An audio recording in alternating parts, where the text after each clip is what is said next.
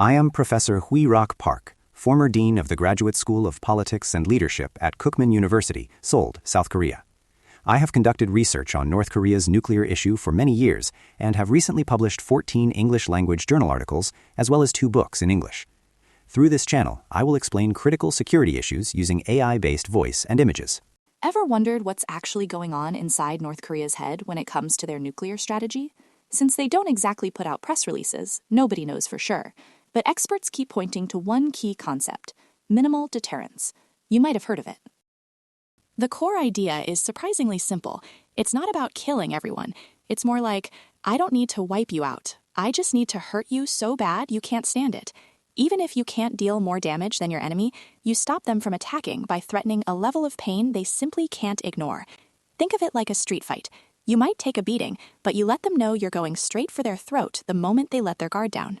Let's look at an example. Suppose an enemy nukes me first, but even after that, if I have just a few nukes left and can take out just one of their major cities, the fear of losing that city outweighs the joy of destroying me.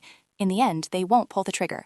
Unlike the US or Russia, who stockpile thousands of nukes for maximal deterrence, this is a much more cost-effective strategy. The UK and France are the pros at this. They only keep about 200 to 300 nukes, but their strategy is crystal clear. If Russia attacks, Moscow is gone. By having that specific capability, they believe they can stop a nuclear strike before it even happens. Both countries run 4 nuclear subs. Whether it's for repairs or drills, they make sure at least one sub is always hidden deep in the ocean, ready to strike back at a moment's notice.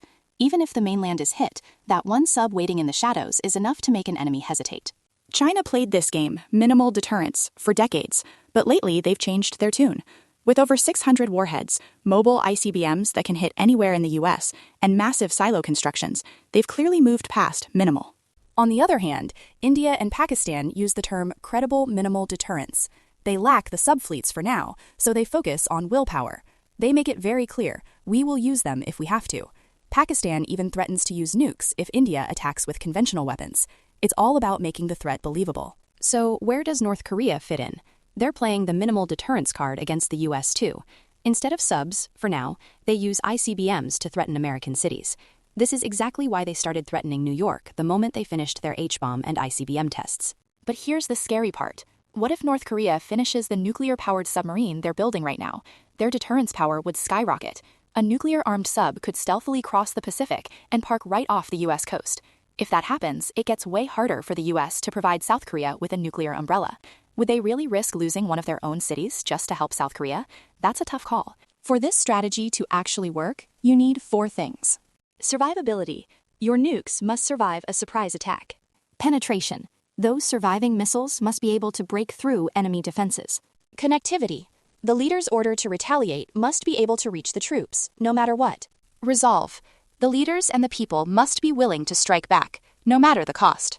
Right now, I'd say North Korea has 1, 3, and 4 pretty much covered. The big question is whether they can get past the US missile defense system. But again, if they finish that nuclear sub, they might just solve that problem. This is why North Korea's sub program is such a huge strategic deal.